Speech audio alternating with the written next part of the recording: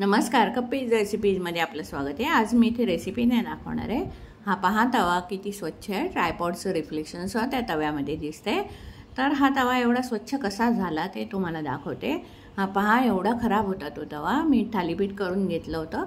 त्याच्यासाठी आपण काय करायचं आहे, हा अंगाचा साबण असा घ्यायचा आहे। त्यातला छोटासा तुकडा आपण जे रेग्युलर भांडी घासतो ज्या स्टील वूलनी ते स्टील वूल वापरायचे आणि त्याच्यावर थोडंसं पाणी घालून आपण तवा घासायला सुरुवात करायची।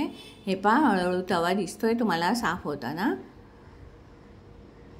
असा तवा साफ करायला जास्त वेळ लागत नाही आणि असं नाही की एवढासा खराब झालाय म्हणून निघाला। ह्याच्यापेक्षा खराब झालेला तवा सुद्धा ह्या अशा ट्रिकनी स्वच्छ होतो।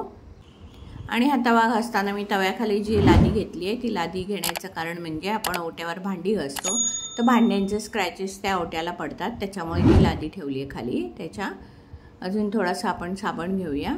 तवा स्वच्छ होईपर्यंत आपल्याला हा तवा घासत राहायचा आहे आणि अशाच पद्धतीने तुमच्या घरातली कुठलीही ॲल्युमिनियमची भांडी असेल ते तुम्ही घासू शकता। अगदी तुम्ही कुकर पण घासू शकता ह्या पद्धतीने। कुकर खूप छान अगदी कोरा नवीन कोरा दिसतो। अशा प्रकारे तवा घासून झाल्यानंतर आपण जेव्हा चपाती करायला तवा ठेवतो गॅसवर आणि तवा जसा जसा तापेल तसा तसा आपल्याला ह्या साबणाचा वास येतो। तो वास येऊ नये म्हणून सुद्धा मी ती ट्रिक दाखवेन। हा तवा घासून झाल्यानंतर मी ती ट्रिक दाखवेन। आणि आपण कढई जेव्हा भाजीसाठी तापवतो त्यावेळेलाही आपण आदल्या दिवशी जी भाजी केली असेल त्या भाजीचा वास ती कढई तापल्यावर येतो, त्यासाठी सुद्धा ही ट्रिक उपयोगी येते। चला तर मग आता आपला तवा घासून होत आलेला आहे। हे पहा जवळजवळ स्वच्छ झाला आहे तवा आपला। तवा घासायला जास्त उशीरसुद्धा लागत नाही आणि जास्त मेहनतसुद्धा लागत नाही। व्यवस्थित आपला तवा साफ होतो अशा पद्धतीने। आणि आता ह्यानंतर मी काय करणार आहे, तवा उभासुद्धा घेऊन घासणार आहे, साईडनी घासणार आहे तवा।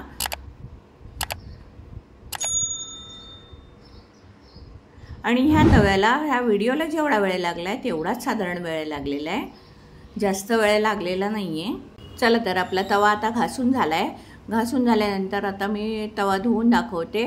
धुतल्यानंतर तुम्हाला कळेल किती स्वच्छ झाला आहे आणि कितपत स्वच्छ झाला आहे ते।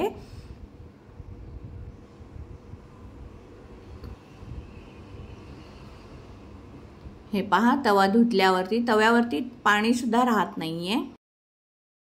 पुन्हा जरासा घासून घेते।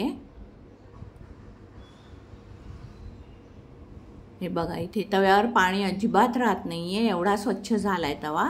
आता पुढे येऊन दाखवते मी तवा किती स्वच्छ झालाय ते। हे बघा किती स्वच्छ झालाय। त्याच्यावरती ट्रायपॉडचं रिफ्लेक्शन सुद्धा येते, एवढा तवा स्वच्छ झालेला आहे। तुम्ही सुद्धा असा तवा घरी स्वच्छ करायला ट्राय करा।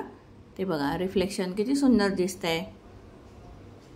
चला आता आपण काय करायचं आहे, हा तवा गॅसवर ठेवून द्यायचा आहे आणि त्याच्यावरती आपण पाणी घालून ठेवायचं आहे आणि पाणी उकळेपर्यंत ठेवायचं आहे। पाणी उकळून झाल्यानंतर ते पाणी ओतून टाकायचं आहे, जेणेकरून त्या तव्याला जो साबणाचा वास येतो तो येणार नाही। आणि ते पाणी ओतून झाल्यानंतर आपल्याला चपाती करायला तो वापरू शकतो आपण तवा।